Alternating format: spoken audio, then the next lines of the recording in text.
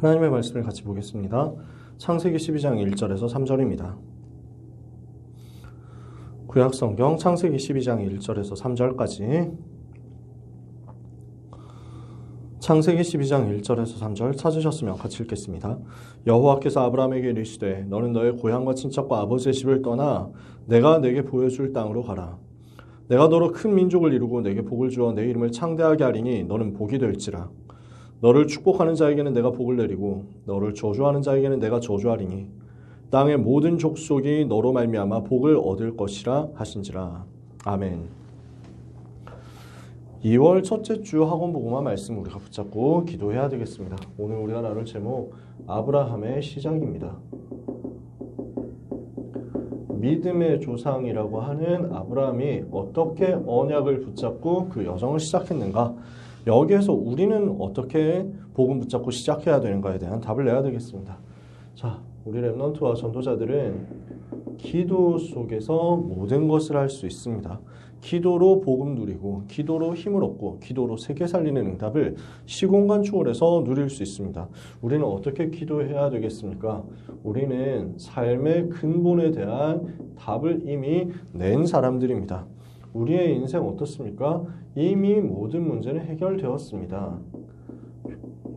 요한복음 19장 30절에 그리스도께서 십자가에서 다 끝내셨잖아요.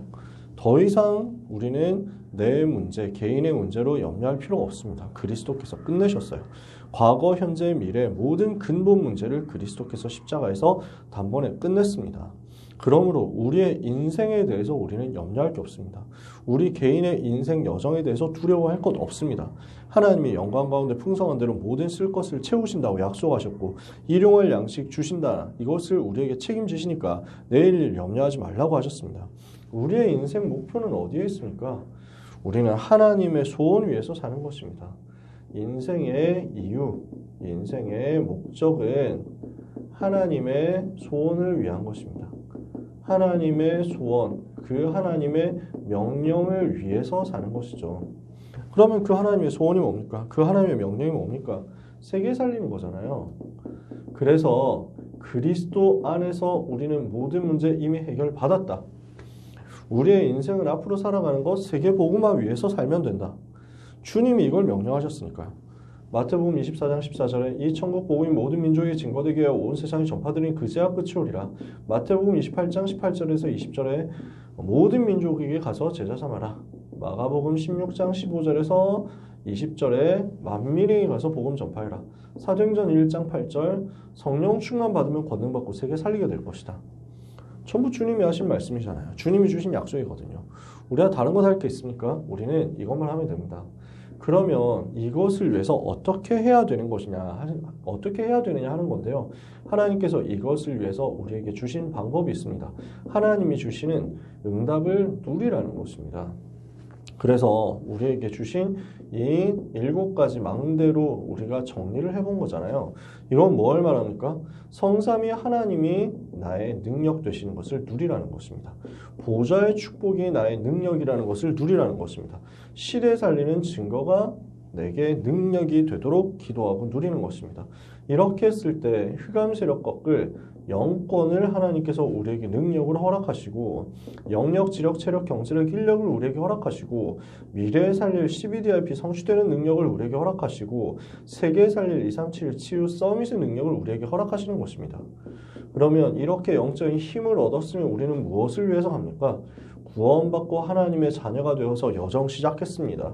현장 들어가서 아무도 도와주지 않아도 살아남는데 그 살아남는 과정 속에서 절대 흔들리지 않을 발판을 굳게 붙잡고 그 위에서 완전 승리할 수 있는 확신을 가지고 사는 것입니다. 그래서 우리는 절대로 멸망하지 않고 절대로 무너지지 않을 확신이 있는 거죠. 이 답을 가지고 현장 들어가서 흐름을 바꿨더니 살리는 역사, 생명 살리고 모든 것 살리는 역사, 전도 운동의 역사가 일어나는 것입니다. 그러면 이 모든 것을 시대 살릴 영원한 작품으로 정리해서 남기고 하나님 앞에 가는 거죠. 세계 복음화의 여정이란 말이에요. 그러면 이 여정을 갈 때 하나님께서 우리에게 주시는, 확인시켜 주시는 이정표가 있습니다. 사도행전 1장 1절 예수가 그리스도 되심을 깨닫고 누리는 그 이정표, 갈보리산 이정표죠. 1장 3절 하나님 나라 누리는 이정표입니다. 1장 8절 성령 충만받고 세계복음화 시작하는 그 이정표입니다. 이렇게 하고 있으면 사도행전 11장 안디옥 교회 이정표가 옵니다. 세계를 살리는 시작이 우리에게 본격적으로 일어나는 거죠. 내 모든 문제 해결받고 복음 누리고 있으니까 내 현장 살리다가 이제는 세계를 살리도록 하나님이 부르시는 것을 누리는 것입니다. 사도행전 13장 선교를 위해서 파송되고 성령의 인도를 받기 시작합니다. 사도행전 16장 문이 막혔을 때는 전환점을 봅니다. 사도행전 19장 이제 세계복음화하는 도전을 하는 것입니다. 그래서 이것이 7가지 망대, 7가지 여정, 7가지 이정표죠. 이거를 우리가 기도로 누리는 거죠. 이것을 기도로 누리는 가운데 이 기도를 어떻게 해야 되느냐? 그림을 그리는 것입니다. 하나님이 주시는 은혜를 따라서 이 7망대 7여정 7이정표를 통해서 나를 통해 세계복음화가 어떻게 이루어질 것이냐, 이 7망대 7여정 7이정표, 즉 복음 누리는 영적인 비밀을 가지고 세계복음화 어떻게 할 것인지에 대한 그림을 내가 그려가는 것입니다. 그래서 무엇을 그리느냐? 하나님, 내 인생에 세상 살리는 플랫폼이 만들어지게 하옵소서. 하나님이 주시는 영적인 힘을 얻는 중요한 역사가 먼저 나에게 일어나게 하옵소서. 그래서 이것이 나에게 이미 와 있는 영원한 기업을 누리는 답이죠. 이것을 우리가 계속 그리는 것입니다. 그렇게 했을 때 우리 현장에 하나님이 원하시는 재앙 막는 빛을 비추는 거죠. 파수망대로 빛을 비추는 거예요. 이렇게 했을 때 현장 변화시키는 영원한 작품이 만들어지게 될 것입니다. 그러면 우리는 이렇게 해서 많은 사람에게, 그리고 전 세계 앞에 하나님의 말씀을 전달하는 거죠. 그래서 이 일이 우리를 통해서 영원한 유산으로 전 세계 앞에 남게 될 것입니다. 이 일이 이루어질 것을 두고 기도하라는 거죠. 자, 오늘 서론에서 길게 이야기한 것은 무엇을 의미합니까? 내가 7망대 7여정 7이정표를 가지고 영적인 힘을 얻고 세계복음화의 여정을 가는 가운데 말씀으로 그것을 확인해 나가는 것이다. 이것을 두고 기도하면서 나에게 영원한 기업, 영원한 작품, 영원한 유산이 누려지도록 내 인생 이렇게 응답받을 것에 대해서 그림을 미리 그리고 가라는 거죠. 나의 인생 하나님 주시는 힘을 얻어서, 끊임없이 그 힘을 얻어서 하나님이 주시는 은혜를 따라서 많은 사람에게 영향을 끼칠 영원한 기업을 누릴 인생이다. 내 인생은 빛을 비추는 파수망대를 세워서 재앙을 막는 영원한 작품을 현장에 만드는 인생이다. 그래서 내 인생은 말씀을 전 세계에 전달하는 237 치유 서밋에 안테나 세우는 영원한 유산을 남길 인생이다. 그럼 어떻습니까? 내 인생 전체에 대해서 앞으로 우리가 몇 년 동안 더 살고 하나님 앞에 가게 될지는 모르지만 그 남은 인생 여정 속에서 당장 보이지 않아도 영원까지 바라보면서 미래를 보고 시작할 수 있다는 겁니다. 이게 우리가 시작해야 될 포인트란 말이에요. 아브라함이 이것을 가지고 시작했어요. 하나님이 아브라함에게 이것을 가지고 시작할 수 있도록 은혜를 주신 거예요. 당장 내 눈앞에는 아무것도 보이지 않지만 그러나 하나님은 세계 살릴 것을 약속하셨기 때문에 그 약속을 붙잡고 기도하면서 그림을 그리고 시작해라. 미래를 보고 시작해라. 그래서 이 약속을 오늘 우리가 붙잡아야 되겠습니다. 아브라함에게 가라고 한 땅이 있습니다. 하나님께서 어디로 가라고 하셨습니까? 창세기 12장 1절에 너는 너의 고향, 친척, 아버지의 집을 떠나라 라고 했습니다. 지금 있는 곳을 떠나라 라는 거죠. 왜 떠나야 됩니까? 창세기 3장 나 중심, 창세기 6장 육신 중심, 창세기 11장 성공 중심, 여기서 떠나라는 거예요. 바벨탑 쌓고 있는 그 동네에서 떠나라는 거예요. 요 과거에서 떠나고 창세기 3장 11장의 근본적인 실패될 수밖에 없는 그 문제 원인에서 떠나라.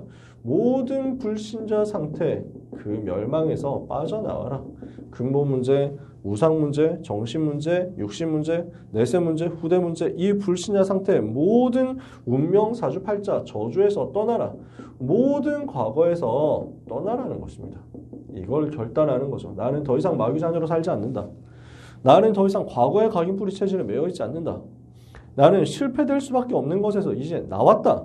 이것을 우리는 붙잡는 거죠. 이게 우리의 시작이거든요. 그래서 하나님이 지시하실 땅으로 가는 것입니다. 가나안 땅으로 가라는 거예요. 이 가나안 땅은 어디입니까? 메시아 보내실 땅이거든요. 그리스도께서 오실 땅이거든요. 즉 불신자 상태의 멸망에서 빠져나와서 하나님이 나와 함께 하시는 비밀을 누리고 모든 죄의 저주에서 해방되는 것을 누리고 모든 사탄의 권세를 무너뜨리는 비밀을 누리는 곳으로 가라. 우리에게 주신 그 복음 누리는 현장으로 가라는 것입니다. 복음 누릴 땅으로 가라. 다시 말해서 이 말은 그냥 단순하게 이사해라 라는 게 아니고요. 불신자 상태에서 나와라. 복음 붙잡아라. 이 이야기죠. 여기에서 뭐가 시작되느냐? 세계를 살리는 전도 운동이 시작되잖아요. 이 가나안 땅에서 세계복음화 운동이 시작된단 말이에요. 마가다락방에서 세계복음화 운동이 시작되잖아요. 즉 복음 회복하고 전도 회복하는 그곳으로 가라는 것입니다. 그런데 이 땅에 좌표를 하나님이 처음부터 찍어주신 게 아니에요. 어떻게 했습니까? 내가 너에게 지시할 땅으로 가라. 어디로 가라 라고 한 게 아니라 내가 지시할 거니까 가라 라고 한 겁니다. 무슨 말입니까? 우리는 세계복음화라는 궁극적인 목표, 방향 분명히 있습니다. 근데 그 과정 어떻게 이루어질 것인지 모릅니다. 그 길 어떻게 우리에게 주어져서 어떤 여정으로, 어떤 경로로 가게 될지 우리가 알 수 없습니다. 그런데 우리는 출발할 수 있습니다. 왜요? 갈 바를 알지 못하지만 믿음으로 가면 되기 때문입니다. 믿음으로 순종하면서 출발하고 하나님께서 우리를 말씀으로 인도하실 거기 때문에 말씀 따라 출발하는 것입니다. 그래서 우리의 여정은 말씀이 성취되는 곳으로 가는 것입니다. 그래서 말씀의 흐름을 따라 말씀의 성취를 따라 우리는 가기만 하면 됩니다. 그게 우리 렘넌트의 시작이고 전도자에게 시작이 되는 거죠. 아브라함에게 하나님은 분명한 축복을 약속하셨습니다. 자, 오늘 본문에 어떻게 써 있습니까? 내가 너에게 복을 주고 너의 이름을 창대하게 할 것이다. 너는 복이 될 것이다. 너를 축복하는 자는 내가 복을 내리고 너를 저주하는 자는 내가 저주할 것이다. 땅의 모든 족속이 너로 말미암아 복을 받을 것이다. 여기에 대한 답을 우리는 내는 겁니다. 내가 너에게 복을 주겠다고 하시죠. 하나님께서 직접 주시는 복입니다. 언약적인 복입니다. 하나님께서 직접 주시는 복을 우리는 붙잡는 거예요. 너의 이름을 창대하게 할 것이다. 그래서 우리는 한 시대를 살릴 대표적인 복을 누리게 될 것입니다. 너는 복이 될지라. 그래서 이것을 근원적인 복이라고 합니다. 옛날 성경 번역에는 너는 복의 근원이 될 것이다. 요즘 성경에는 너는 복 자체가 될 것이다. 우리가 복이 되어서 그 복이 모든 사람에게 전달되도록 만들겠다는 거예요. 이게 하나님이 우리에게 주시는 약속이거든요. 너를 축복하는 자는 내가 복을 내리겠다. 너를 저주하는 자는 내가 저주할 것이다. 무슨 말입니까? 아무도 막을 수 없도록 만들겠다라는 것입니다. 하나님이 우리를 끝까지 책임지시고 반드시 승리하도록 완전히 보호하시고 인도하시겠다. 이것을 막을 자가 아무도 없다. 그래서 이것을 보고 불가항력적인 복이라고 합니다. 말이 혹시 이해가 어려울 수도 있는데 한자 말이죠. 저항할 수 없는, 저항 불가능한 그 능력으로 나와 함께 하시겠다. 어떤 능력으로도 저항할 수 없도록 그 복으로 나에게 역사하시겠고 나에게 축복하시겠다라는 것입니다. 그래서 땅의 모든 족속이 너로 말미암아 복을 받게 될 것이다. 우리를 보고 모든 사람이 복을 받게 될 것을 말씀하신 거죠. 기념비적인 축복입니다. 그래서 우리에게 언약적인 축복, 대표적인 축복, 근원적인 축복, 불가항력적인 축복, 기념비적인 축복으로 함께 하시겠다 약속하셨기 때문에 그 복을 가지고 렘넌트는 시작하면 되는 거죠. 자, 이렇게 해서 아브라함이 시작했습니다. 말씀을 따라서 출발했습니다. 하나님의 명령 따라서 출발했습니다. 그런데 문제가 온 거예요. 가나안 땅 도착했는데 기근이 왔어요. 하나님의 명령대로 갔더니 문제가 터진 거예요. 그럼 사람들은 어떻게 합니까? 말씀 들었더니 복을 받아야 되는데 말씀 받았더니 말씀대로 했더니 왜 이렇게 문제 오냐? 그럼 가짜 아니야? 사기 아니야? 대부분 그렇게 많이 갑니다. 일단 먹고 살아야 되니까 어떻게든 해야 되는 거 아니냐? 이렇게 생각합니다. 기근이라는 문제가 터졌을 때 아브라함도 우리하고 비슷했습니다. 그래서 무엇을 선택합니까? 점점 남쪽으로 가서 결국 기근 때문에 애굽이라는 나라로 가게 됩니다. 그 당시 제일 잘 사는 나라고 여기 가면 먹을 거 있겠다. 잘 살 수 있겠다라고 생각을 했겠죠. 애굽으로 간 겁니다. 뭘 한 거죠? 불신앙을 한 겁니다. 우리는 주로 문제 생기면 빨리 불신앙에 빠질 때가 많거든요. 당장 응답이 안 오는 것 같으니까 너무 이것 때문에 조급해져서 하나님의 말씀을 믿지 못하게 되거든요. 그러면 그 불신앙은 무엇을 낳느냐 하면 하나님의 말씀을 믿지 못하고 하나님이 주신 약속을 믿지 못하니까 어떻게든 살아야 되겠다라고 하면서 대책을 세웁니다. 인본주의를 쓰는 거죠. 그렇게 해서 어떻게든 방법을 찾아서 살아야 되겠다 하고 애굽으로 건너갔더니 애굽에서 또 다른 위협에 직면합니다. 새로운 문제, 여기에 빠지는 거거든요. 문제 피해서 도망가면 또 문제 옵니다. 그러면 그때 또 어떻게 해야 됩니까? 여기로 돌아가야 되거든요. 또 안 믿어지는 겁니다. 애굽으로 갔더니 어떤 일이 벌어집니까? 애굽에 파라오가 주목을 하는 거예요. 야, 새로운 좀 한 집단이 왔다는데 이렇게 해가지고 잘 살펴보는데 이 와중에 질의 겁을 먹은 사건이 아브라함이 질의 겁을 먹은 겁니다. 뭐 때문이냐? 자기 부인이 아름답다는 거예요. 자기 부인이 너무 예쁘다는 거예요. 사라가 자기 부인인데 놀랍게도 사라 나이가 그때 최소 65세였는데 아브라함과 사라의 나이 차가 10살이거든요.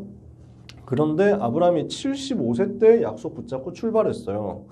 그러면 이때 사라의 나이는 최소 65세라는 얘기인데 그런데도 아마 미모가 굉장히 아름다웠나 봐요. 물론 175세까지 아브라함이 살았기 때문에 그때 당시의 수명을 그래서 비율을 맞춰보자면 그때 아브라함의 나이가 그러니까 아브라함의 나이는 지금의 나이보다 한 절반 정도로 계산해서 신체적 나이가 되었을지도 모르죠.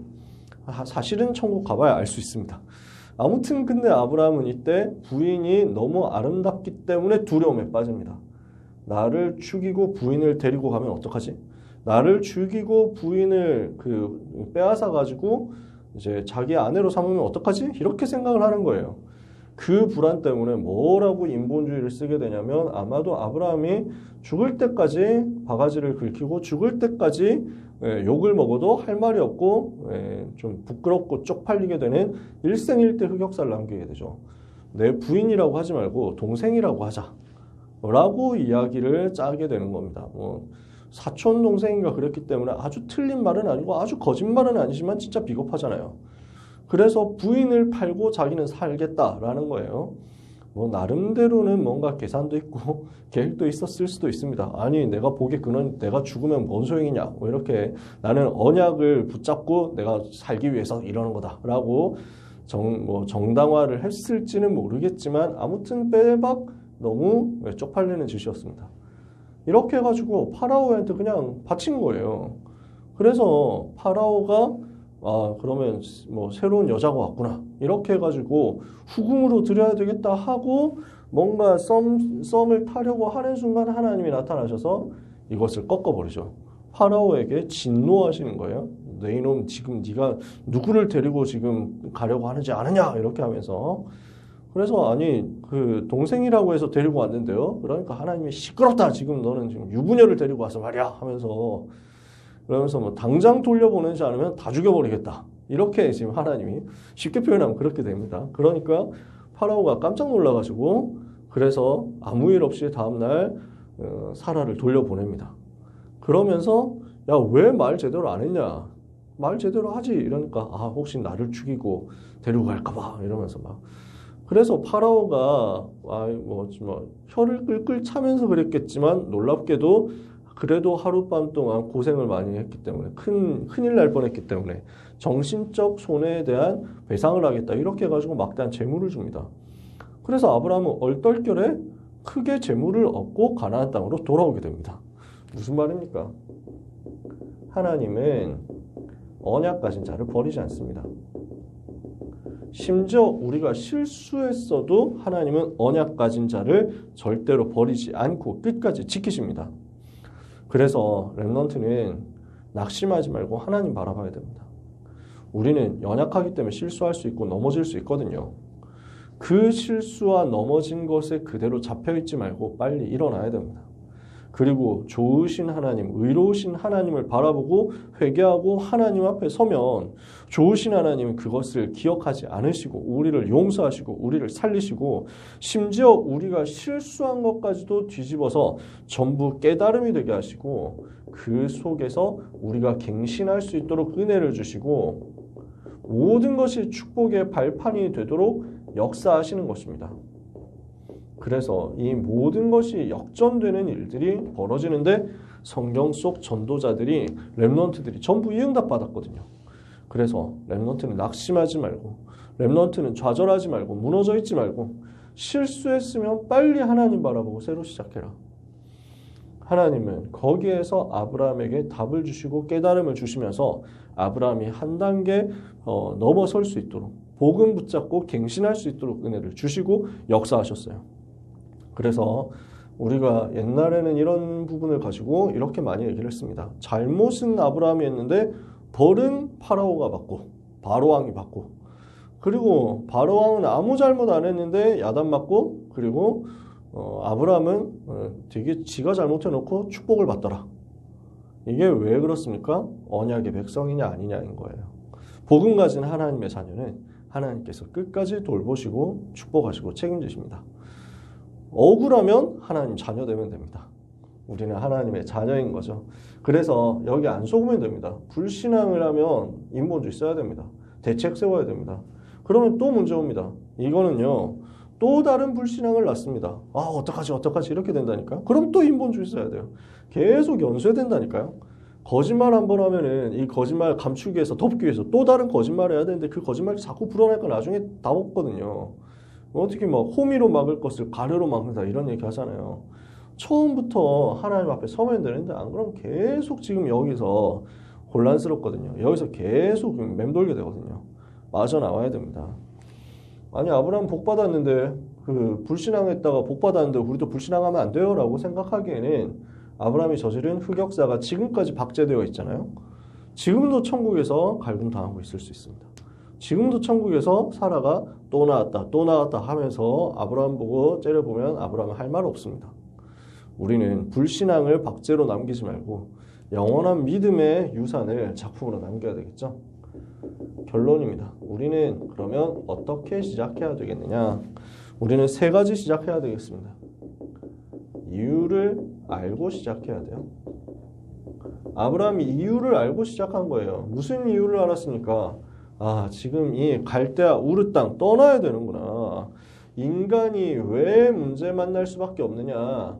인간의 문제와 그 원인을 알고 그래서 그리스도가 필요하신 이유, 그리스도가 와야만 되는 이유, 그리스도 아니면 안 되는 이유가 제대로 정리되어서 출발하는 겁니다. 아, 모든 사람은 지금 불신의 상태 속에 있구나. 하나님 떠나서 죄에 빠져서 마귀의 자녀되어 있구나. 그리스도 아니면 이 문제 해결할 수 없구나. 그래서 그리스도를 붙잡고 내가 시작해야 되겠구나. 그리스도의 비밀을 가진 내가 이 현장을 살리고 세계를 살리도록 부르심을 받았구나. 이유를 알고 시작하는 거예요. 두 번째입니다. 이유를 알고 시작한다면 이제는 이유 없는 시작입니다. 이 말은 무슨 말이냐? 핑계가 없다는 거죠. 나에게 주시는 하나님의 명령, 나에게 주시는 하나님의 방법은 가장 항상 선하시고 의로우시고 완전하다는 사실을 신뢰하고 그래서 절대로 핑계 없이 절대로 변명 없이 이유를 갖다 붙이면서 주저하지 말고 불순종과 불신앙을 버리고 완전 순종하는 것입니다.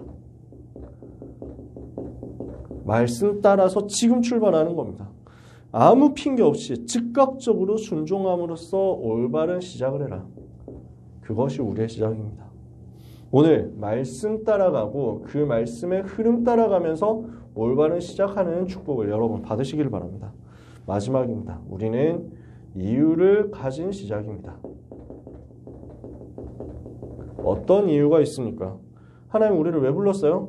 모든 족속이 우리를 통해서 복을 받도록 모든 족속이 우리로 말미암아 복음을 듣는 역사 일어나도록 237 5천 종족 살리는 만민을 살리는 전도자 되도록 하나님이 우리를 부르셨습니다.